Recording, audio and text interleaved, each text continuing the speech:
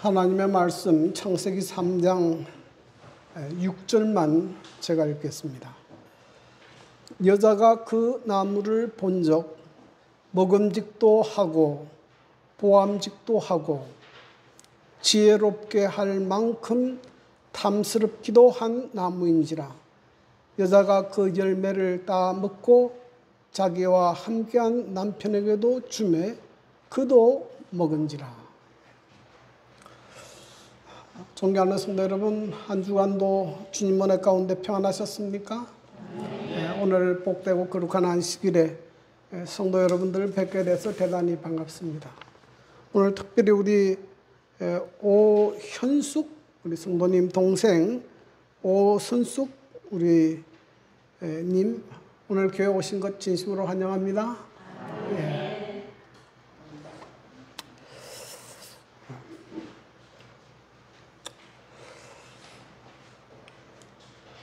제가 군 복무 중에 있을 때 추석을 앞두고 마지막 휴가를 나오게 됐습니다.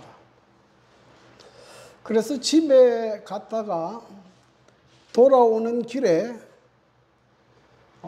군대 복귀하면서 원주에 살고 있는 누나 집을 방문하기로 했습니다. 그래서 서울에서 기차를 타고 원주로 가는데 원주에 거의 다가설 무렵에 갑자기 정장을 입은 신사들이 올라와서 자기를 소개합니다. 저희는 SK 본사에서 나왔는데 추석을 앞두고 여러분들에게 명절 선물을 드리러 왔습니다. 그러면서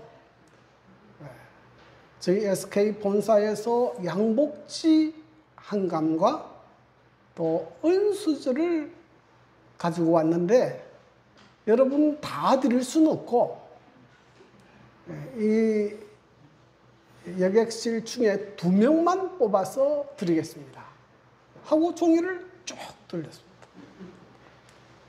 그리고 2명을 발표하는데 제 이름을 딱 불러요.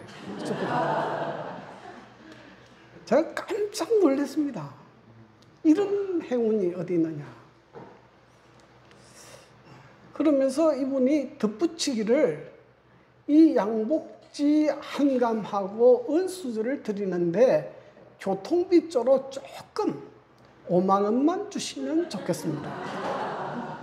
저는 생각할 때 양복지 한 감하고 은수저 한 벌이면 훨씬 비싸잖아요. 그래서 제가 5만 원을 주고 그걸 받았습니다. 굉장히 기분이 좋아가지고 누나 집에 갈 때 이것을 선물하면 되겠다 그렇게 생각했어요. 그래서 누나 집에 가서 내가 열차를 타고 가다가 이렇게 선물을 받았는데 내가 누님한테 드리려고 가져왔다. 그러니 누나가 듣고 있더니 첫 마디가 너 쏘갔다 그랬다. 저는 거의 충격에 빠졌어요. 왜냐하면 그 열차에서 그런 일을 한 법은 내가 본 적이 없거든요. 양복을 말쑥하게 입고 있던 신사들인데 쏘길 리가 없는데 그래서 의심이 돼서 뜯어봤습니다. 그러고 보니 양복지 한 감은 짜투리 천이 들어있고 또 은수저는 은도금한 싸구려 수저였습니다. 다 합쳐도 10,000원도 안 돼, 5,000원도 안 돼. 그래서 참 황당한 경험을 했구나. 그런 경험을 했습니다. 참 이 속임을 당한다는 것은 불육한 일이에요. 근데 이 속이고 속는 일이 참 우리 주변에 허다합니다. 그런데 이런 일이 이 땅에서만 있는 것이 아니고 하늘에서도 있었고 우리의 첫 조상인 아담 하도 이런 속임을 당하는 일을 경험하게 됐습니다. 그래서 오늘 저는 이 아담 하와가 어떻게 사단의 유혹으로 넘어졌고 또 죄에 빠졌고 죽게 됐는지 그 원인을 살펴보고 우리가 사단의 시험에서 어떻게 승리할 수 있는지 그 비결을 좀 찾아보려고 합니다. 하나님께서 에덴 동산 중앙에 선악을 알게 하는 나무를 두셨습니다. 그리고 이렇게 말씀하셨습니다. 창세기 2장 17절 선악을 알게 하는 나무의 열매는 먹지 말라. 내가 먹는 날에는 반드시 죽으리라 하시니라. 이 명령 속에는 두 가지 의미가 담겨 있습니다. 첫째는 내 위에 나에게 먹지 말라고 명령하는 하나님이 계시다는 것을 기억하라. 이 선악과 열매를 먹지 말라고 명령하신 하나님이 계시다는 것을 기억하라 하는 것이고, 둘째는 사람은 조건적으로 영생하도록 창조되었다 하는 것입니다. 사람은 선악을 알게 하는 나무의 열매를 먹지 않으면 영생할 수 있지만 반대로 먹게 되면 반드시 죽게 된다는 것을 알려주는 상징들입니다. 그래서 동산 중앙에 두시고 그것을 늘 기억하도록 이렇게 하셨습니다. 자, 그런데 이 에덴 동산에도 이제 사단의 유혹이 시작되는데요. 자, 오늘 이 성경 본문에서 우리에게 가르쳐 주는 교훈이 무엇인가? 첫 번째는 사단의 유혹은 어디나 있다 하는 것입니다. 이 창세기 3장 2절에 보면 뱀이 여자에게 물어 이르되 하나님이 참으로 너희에게 동산 모든 나무의 열매를 먹지 말라 하시더냐? 그랬어요. 그럼 뱀은 어떤 동물인가? 이 창세기 3장 1절에 보면 뱀은 여호와 하나님의 지으신 덜 짐승 중에 가장 간교하니라 그랬습니다. 이 간교하다는 말은 히브리어로 아룸인데 교활한, 간교한 이런 뜻도 있지만 영리한, 슬기로운, 지혜로운 이런 뜻이 있습니다. 이 간교하다고 표현한 것은 인간이 범죄하고 타락한 이후에 모세가 이 성경을 기록했기 때문에 간교하다고 표현했지만은 이 원래의 뜻은 굉장히 영리한, 지혜로운 그런 뜻입니다. 그러므로 하나님께서 창조하신 모든 동물 가운데 가장 아름답고 지혜 있는 동물이 뱀이었습니다. 여기 부조와 선지자 53페이지에는 이렇게 기록합니다. 당시 뱀은 지상에서 가장 지혜롭고 아름다운 동물 중에 하나였다. 그것은 날개가 있었는데 공중으로 날 때에는 금빛 광택이 나는 눈부신 모습을 나타냈다. 굉장히 아름답고 동물 중에는 지능이 가장 높은 짐승이었습니다. 그런데 이 뱀이 말을 하는 겁니다. 자, 뱀이 어떻게 말을 할까? 생각해 보셨어요? 하나님이 처음 창조할 때는 뱀이 말을 했습니까? 여러분, 동물은 언어를 사용하지 않아요. 언어는 하나님께서 사람에게 주신 유일한 기능 중에 하나입니다. 그러면 뱀이 어떻게 말을 할까? 이 계시록 12장 9절에는 그 이유가 좀 나오는데요. 큰 용이 내 쫓기니 옛뱀 곧 마귀라고도 하고 사단이라고도 하는 온 천하를 뭐하는 자라? 꿰는 자라. 그러니까 이 뱀 속에 들어가서 뱀으로 하여금 뱀을 통해서 말하는 장본인은 누구예요? 사단이요, 마귀라고 했습니다. 자, 그런데 이때가 언젠가 하면 인간이 범죄하기 전입니다. 그러니까 사단은 범죄하기 전에 에덴 동산에도 있었고, 성경에 예수님이 시험당할 때는 광야에도 있었고 성전 꼭대기에도 있었습니다. 그러니 여기서 우리가 하나 알 수 있는 것은 사단의 시험이 없는 곳은 없다. 어디든지 있습니다. 교회도 물론 있습니다. 자,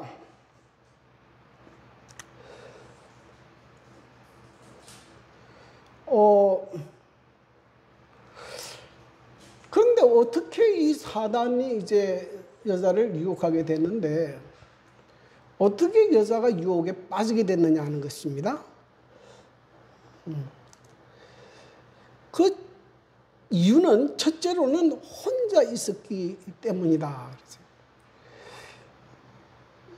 이미 천사들은 하늘에서 반역이 있었고 사단이 이 땅으로 내어 쫓겨 내려왔다는 이야기를 아담과 하와에게 이야기했습니다. 그리고 하와에게 남편에게 떨어지지 말도록 경고했어요. 근데 오늘 성경에 보면 이 여자가 혼자서 어디가 있습니까? 금단의 나무 앞에 가서 뱀의 말을 듣게 되는 것입니다. 여기서부터 문제가 생기는 겁니다. 만일에 아담이 같이 있었으면 어떻게 되겠습니까? 아담이 같이 있었으면 여자가 그렇게 쉽게 유혹당하지는 않았을 것이에요. 혼자 있으니까 문제가 일어나게 된 겁니다. 여러분, 성경에 교회라는 단어가 이제 에클레시아 그런 뜻인데요. 그 뜻은 불려냄을 입은 무리 이런 뜻이에요. 다시 말하면 예수님을 믿는 신앙 공동체를 가리킵니다. 그래서 교회는 예수를 믿는 한 사람 한 사람이 아니고 예수를 믿는 무리를 이야기해요. 그래서 초대교회 때부터 그리스도인들은 언제나 공동체를 이루었습니다. 혼자 살지 않았어요. 네. 이것이 이제 교회의 모습입니다. 근데 우리가 이제 동물의 왕국 같은 데 보면 맹수들이 이제 사냥을 하는데 공격 대상을 주로 어떤 동물을 택합니까? 물 위에서 떨어져서 혼자 뒤에 뒤쳐져 있는 동물들을 공격하는 것이에요. 그래서 사단이 우리를 언제 어떻게 공격하느냐? 어떤 사람들을 공격합니까? 이 무리와 연합되어 있어야 되는데 거기서 떨어져 나와서 혼자서 비실비실 돌아다니는 사람들을 타겟으로 공격해요. 그래서 이 교인들이 서로 이렇게 연합하고 하나로 이렇게 형성되어 있는 것은 대단히 중요합니다. 그래서 히브리 10장 25절에 보면 모이기를 피하는 어떤 사람들의 습관과 같이 하지 말고 오직 그나여 그날이 가까움을 볼수록 더욱 그리하자. 그래서 예수를 믿는 사람들끼리 서로 연합하고 모이고 교제하고 하나의 완전한 사랑의 공동체가 되는 것은 굉장히 중요한 일이에요. 이거는 사단의 유혹을 피하는 데 있어서도 가장 중요한 역할을 합니다. 두 번째로 이 하와가 유혹에 빠진 이유 가운데 하나는 자만했기 때문에 그래요. 여기 보면 부조와 선지자 54페이지 보면 하와는 자기가 홀로 있는 것을 알자 위험에 대한 불안을 느꼈으나 자기는 악을 분별하고 대항할 충분한 지혜와 능력을 가졌다고 단정하고 자기의 공포심을 물리쳐 버렸다. 그런데 여러분, 사단은 사람보다도 훨씬 더 영리하고 똑똑한 존재예요.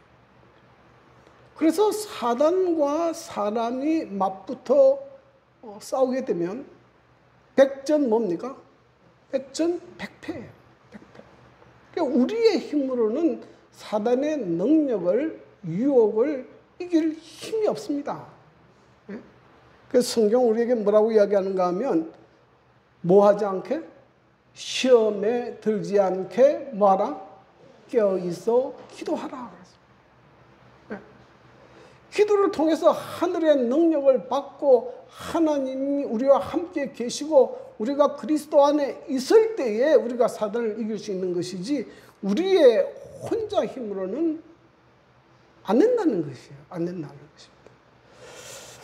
여러분, 우리가 잘 아는 대로 예수님의 제자 가운데 수제자인 베드로, 그는 평소에 어떻게 장담했습니까? 나는 죽을지언정 예수님을 부인하지 않겠습니다. 그 말이 사실입니까? 사실 아닙니까? 그때 그 마음에는 그 진실한 말이에요. 그는 예수님을 위해서 순교할 수 있다고 생각했습니다. 그런데 우리가 잘 아는 대로 그 예수님이 재판받으실 때 베드로가 어떤 일을 했습니까? 예수님을 3번이나 부인하고 저주했어요. 저주했어요. 그 왜 그렇게 했습니까? 그 이유가 뭡니까? 시대의 소망 713페이지에 이렇게 이야기합니다.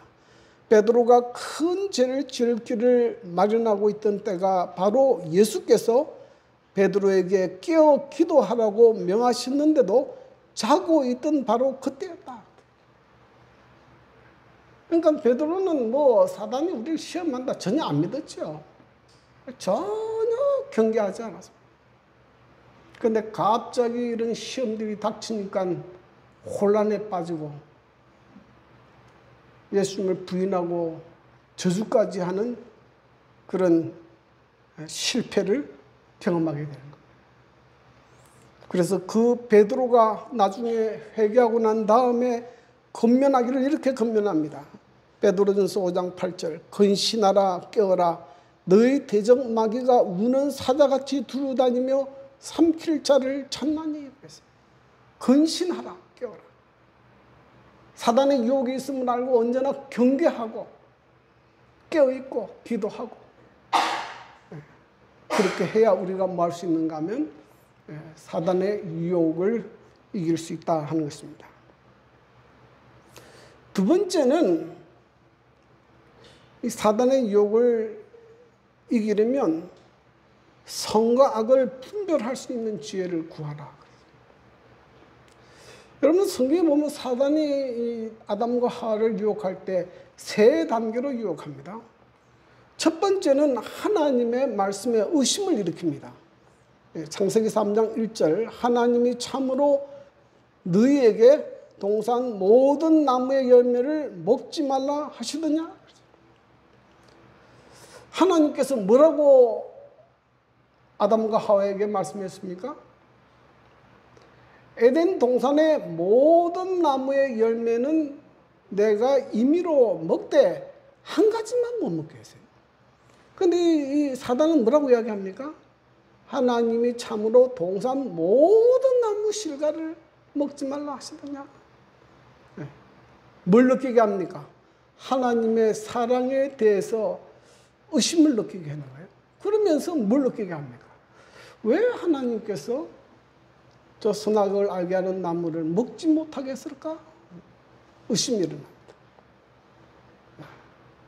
그러니까 하나님께서 뭐 먹지도 말고 만지도 말라 하셨다. 그 이야기를 듣고 사단이 두 번째 하는 말입니다. 그 내용은 하나님의 말씀과는 정반대되는 이야기를 합니다. 창세기 3장 4절 뱀이 여자에게 이르되 너희가 뭐하지 아니하리라? 결코 죽지 아니하리라. 하나님은 이 선악을 아는 열매를 먹으면 뭐 한다고 그랬는데? 반드시 죽는다고 했는데 뱀은 뭐라고 이야기합니까? 결코 죽지 아니하리라. 그 다음에 세 번째는 사단의 말을 들으면 사람에게 훨씬 더 행복하고 유익하다고 유혹한다. 이게 위험한 거예요. 지금 이 사단 내 말을 들으면 너가 지금보다도 훨씬 더 높은 차원에 고상해지고 지어라지고 하나님처럼 된다. 창세기 3장 5절 너희가 그것을 먹는 날에는 너희 눈이 밝아져 뭐처럼 될 것이라? 하나님과 같이 될 것이라. 참 얼마나 매력적인 유혹이에요. 그는 이 나무의 가시를 따 먹는다면 그들은 더욱더 높은 존재의 영역을 획득할 것이며 더욱 넓은 지식의 분야로 들어갈 것이라고 엄명하였다. 그런데 이 화가, 이 여자가 누구의 말을 믿었습니까? 사단의 말을 믿었어요. 예? 여기 보십시오. 구자성자 55페이지. 하와는 사단의 말을 참으로 믿었으나 그의 믿음이 그에게서 죄의 형벌을 면제시켜 주지는 못하였다.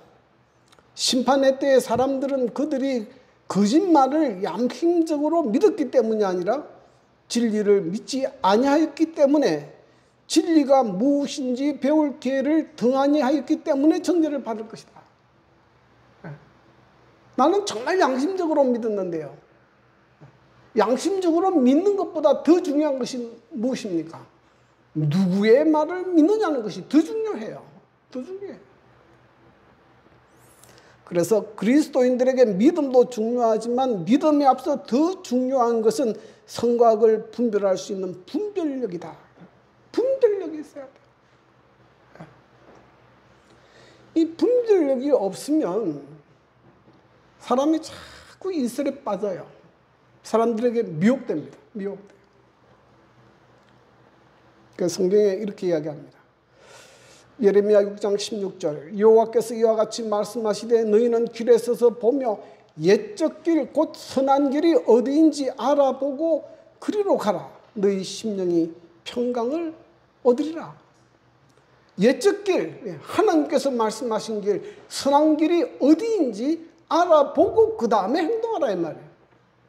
내 귀에 듣기 좋다고 해서 혹 빠져가지고 무조건 그 길을 가지 말고 무엇이 옳은 길인지 무엇이 틀린지를 구분할 수 있는 능력이 있어야 됩니다. 이런 분별력은 하나님께서 주시는 거예요. 야고보서 1장 5절 너희 중에 누구든지 지혜가 부족하거든 모든 사람에게 후히 주시고 꾸짖지 아니하시는 하나님께 구하라 그리하면 주시리라. 하나님께서 우리에게 주시는 거예요. 그래서 하나님께서 우리에게 이런 선과 악을 참과 거짓을 분별할 수 있는 지혜를 달라고 기도해야 돼요. 기도해야 돼요. 그 다음에 주의 말씀은 내 발의 등이요 내 길의 빛이라 그랬어요. 깜깜하고 어두울 때에 어디로 가야 할지 방향을 알려주는 것이 무엇입니까? 등이고 빛이에요. 그게 무엇입니까? 그게 하나님의 말씀이에요. 여러분, 하나님의 말씀을 연구하지 않으면 분별력이 생길 수가 없습니다. 생길 수 없어요. 그냥 뭐 가끔 그렇게 하지 않습니까? 믿기만 하면 되지 뭐 그렇게 따지고 복잡하게 공부하느냐. 그렇게 믿기만 하면 된다고 하는 사람들은 굉장히 이슬에 잘 빠집니다. 이 말하면 이 혹 빠지고 저 말하면 저기 혹 빠지고. 그래서 처음 교회에 나오신 분들에게 왜 자꾸 성경 공부를 권하는가 하면 이 성경을 공부해야 분별력이 생겨요. 무엇이 옳고 무엇이 틀린지를 알게 됩니다. 무엇이 옳고 틀린지를 알아야 바른 것을 선택하고 바른 것을 믿음을 가지고 믿게 되는 것이에요. 그것이 성경에서 말하는 믿음이에요. 무조건 믿는 거 아닙니다. 무엇이 옳고 그른지를 분별하고 바른 것을 바르게 믿는 것이 신앙이에요. 그러므로 여러분 하나님께 기도하고 열심히 성경을 연구하고 분별력을 가진 성도들이 되기를 바랍니다. 특별히 마지막 때에는 이 이슬들이 너무나 횡행해요. 사단이 교묘한 말로 너무나 많이 써요. 그래서 우리가 하나님 말씀을 깊이 연구하지 않으면 진리의 길을 따라갈 수가 없습니다. 세 번째 우리가 이 말씀에서 배울 수 있는 교훈은 눈에 보이는 것으로 판단하지 말고 하나님의 말씀을 기준으로 삼으라 하는 것입니다. 여자가 물론 그 뱀의 말에 현혹도 됐지만은 이 성경을 읽어보면 이 여자가 결정적으로 선악과를 떼먹게 된 이유가 있습니다. 그것이 뭐냐면은 그 여자가 나무를 본 적 뭐하고 먹음직도 하고 보암직도 하고 지혜롭게 할 만큼 탐스럽기도 한 나무인지라 여자가 그 열매를 따먹고 그래서 이 선악과 열매가 너무 매력적으로 다가오는 거예요. 그런데 이 사도 요한은 요한일서 2장 16절에 이렇게 기록합니다. 이는 세상에 있는 모든 것이 육신의 정욕과 안목의 정욕과 이생의 자랑이니 다 아버지께로부터 온 것이 아니요 세상으로부터 온 것이라. 이 내용을 지금 이렇게 정리합니다. 육신의 정욕, 안목의 정욕, 이생의 자랑. 이것이 사단이 사람을 시험에 들게 하고 넘어지게 하는 가장 고전적인 방법이에요. 지금도 사단은 이 방법으로 사람들을 공격해서 무너뜨립니다. 그리고 이 시험은 누구도 당하셨는가 하면 예수님께서도 당하셨어요. 그래서 이런 마귀의 유혹을 이기려면 예수님께서 이 시험을 어떻게 당하셨고 어떻게 이겨내셨는지 우리가 배워야 우리가 이 사단의 시험을 이길 수 있습니다. 예수님이 당하신 첫 번째 시험이 뭡니까? 먹는 문제로 시험을 당하셨어요. 마태복음 4장 3절에 보면 시험하는 자가 예수께 나와서 이르되 내가 만일 하나님의 아들이거든 명하여 이 돌들로 떡덩이가 되게 하라. 그런데 언제입니까 이때가? 언제가? 40일을 금식하고 줄일 때 사단이 와서 이 돌들로 명하여 떡이 되게 하라. 여러분들도 아마 뭐 하루나 이틀 정도는 굶어본 경험이 있을 겁니다. 여러분 사람이 굶고 배가 고프면 무슨 생각밖에 안 납니까? 먹는 생각밖에 안 나요. 가끔 금식 기도하러 간다고 이제 가는데요. 금식 기도에도 배고프면 뭐밖에 생각 안 납니까? 먹는 것밖에 생각이 안 나요. 배가 이 인간의 본능이죠. 40일을 굶었습니다. 얼마나 먹고 싶겠어요. 예수님도 사람이셨는데 얼마나 먹고 싶고 먹는 것이 필요할 때입니까? 이때 사단이 와서 뭘 하라 그래요?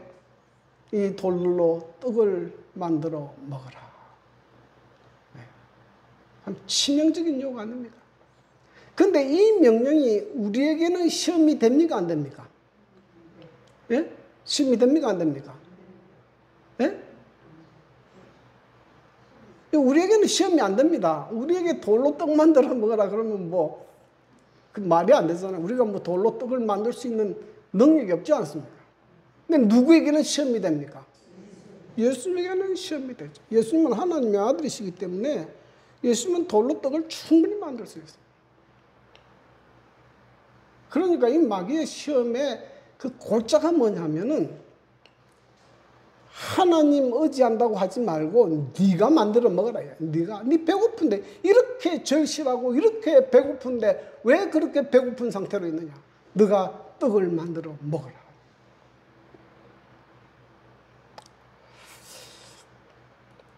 그래서 사단은 우리에게 뭐라고 늘 속삭이는가 하면 무엇이 최고로 중요하다고 생각합니까?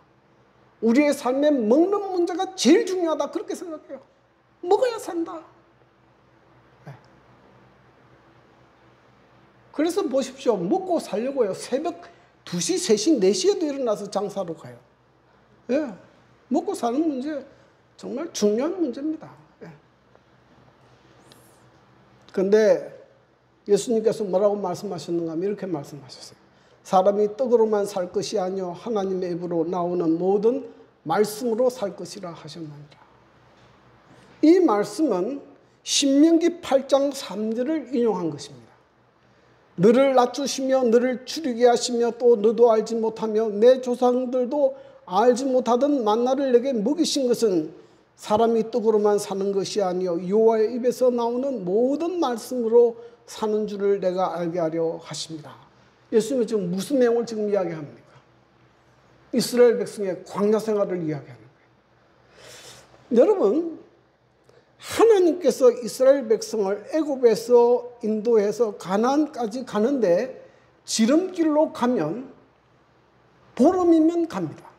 보름이면 가요. 그리 먼 거리가 아닙니다. 그런데 왜 하나님께서 40년 동안을 이스라엘 백성을 애굽 그 광야에서 방황하게 했느냐? 뭘 가르치려고 하는 겁니까? 예? 사람이 떡으로 사는 것이 아니라는 걸 가르치려고 하는 거예요. 예? 하나님을 믿고 하나님의 말씀에 순종하고 믿음으로 사는 것을 가르치는데 몇 년 걸렸어요? 40년 걸렸어요. 하나님을 믿고 하나님의 말씀에 순종하고 살아도 누가 먹이신다? 하나님께서 그들에게 먹이신다는 것을 가르친 게 만나 사건이에요. 만나 사건. 그러므로 지금 사단은 아주 중요한 문제를 던졌죠. 먹는 게 중요하냐? 하나님을 경배하는 것이 중요하냐? 이 두 가지를 가지고 딱 이제 시험하는 거예요. 너 삶에 중요한 게 뭐냐? 먹는 것이 중요하다고 생각하는 사람은 먹는 쪽으로 선택해 갑니다. 하나님을 믿는 게 더 중요하다고 생각하는 사람은 하나님을 선택하는 거예요.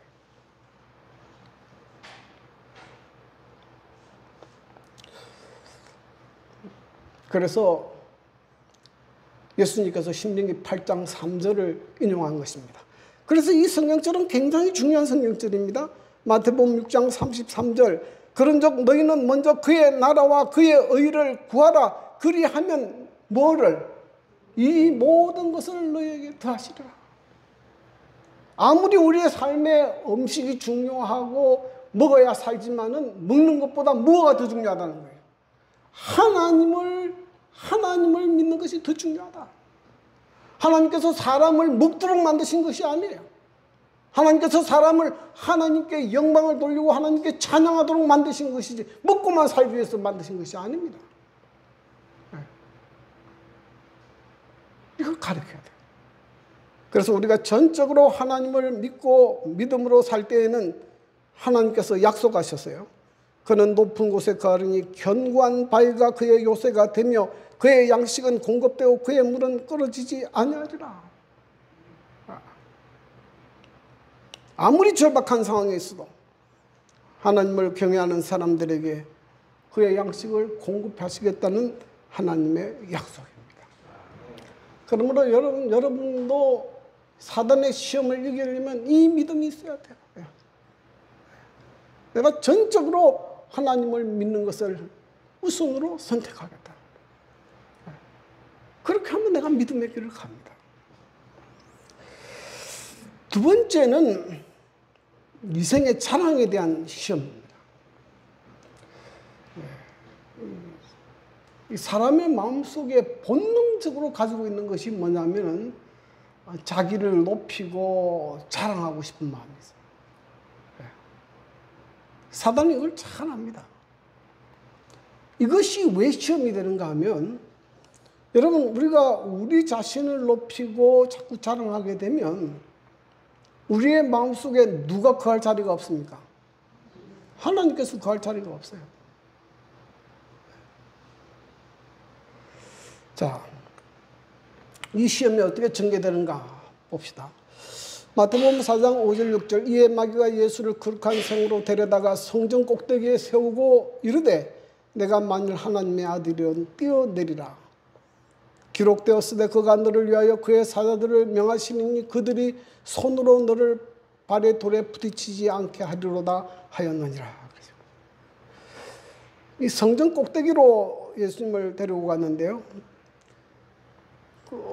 역사가 요세푸스의 기록에 의하면 이것은 예루살렘 성전 남동쪽 기드론 골짜기 위에 있는 이 성전 지붕인데 바로 아래에 기드론 골짜기가 있기 때문에 그 높이가 90에서 120m 정도 높입니다. 정말 높죠. 그런데 여기에 예수님을 세워놓고 뭐 하라 그러는 겁니까? 뛰어내리라.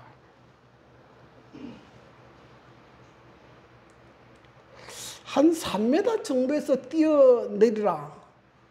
할 수 있을 것 같습니까?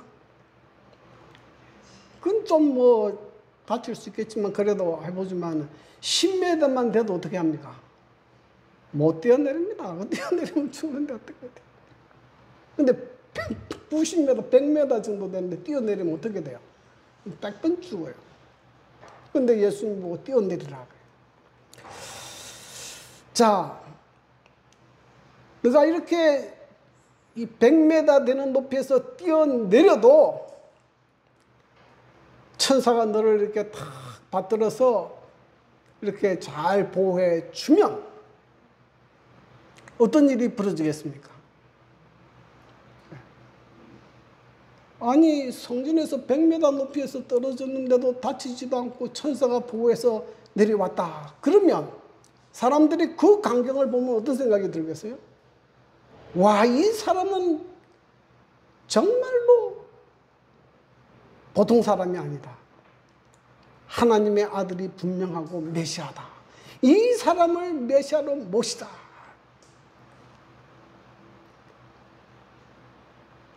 사단이 예수님 보고 너의 능력을 과시하고 사람들로부터 명예를 얻으라 하는 요.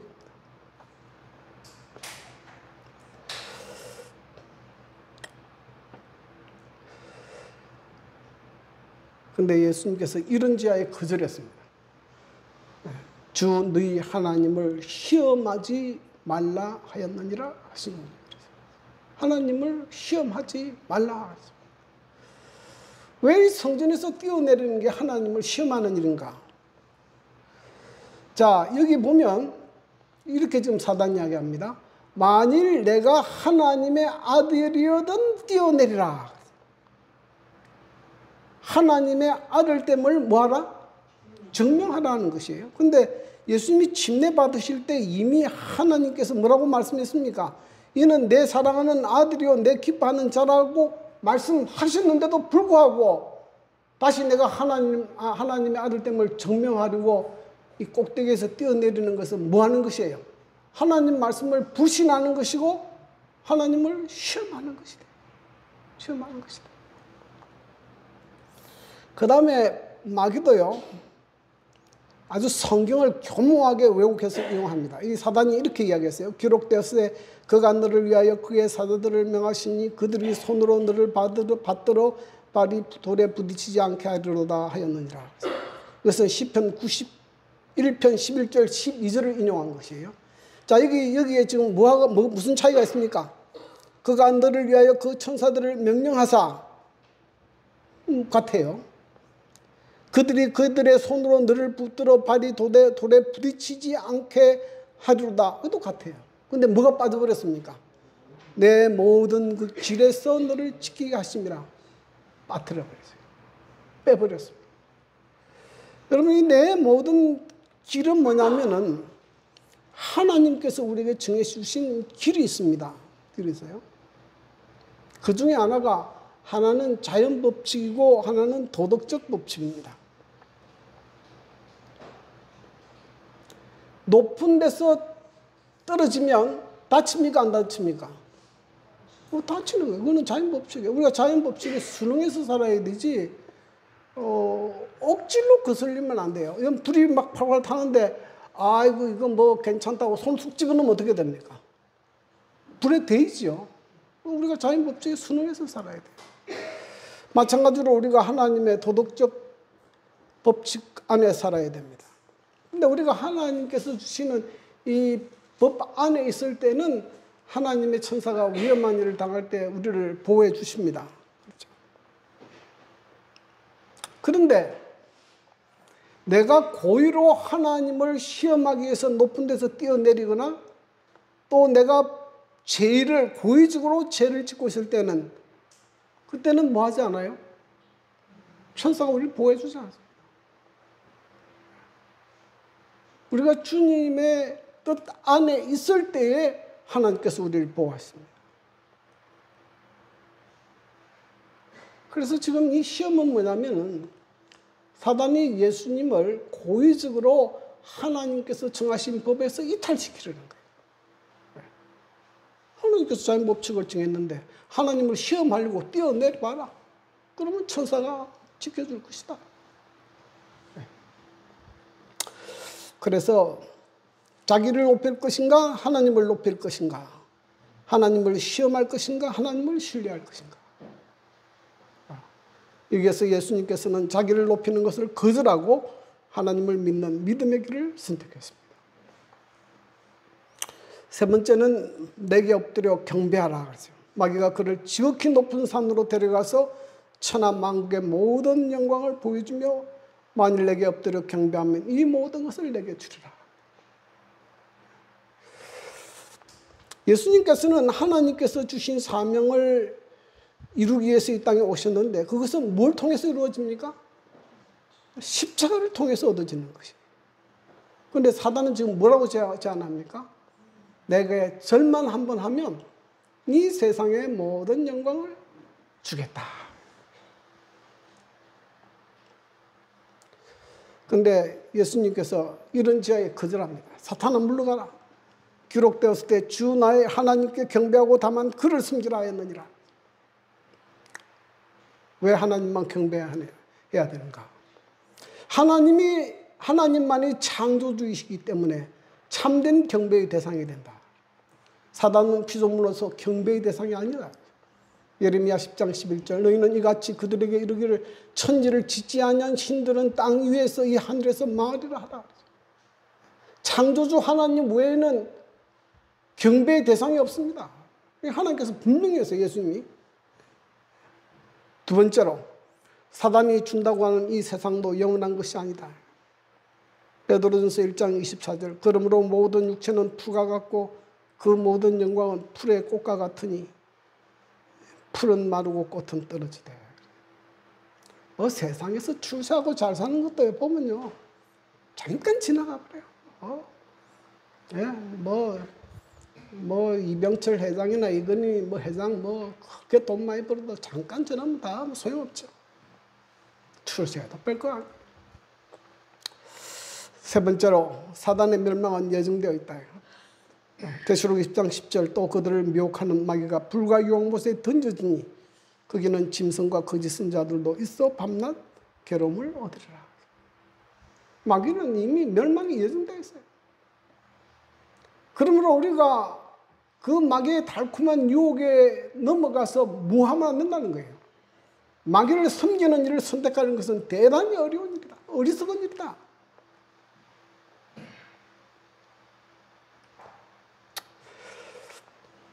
그래서 예수님께서는 십자가의 길을 선택하셨고 자기에게 따라오는 자에게 십자가를 질 것을 명령하셨어요.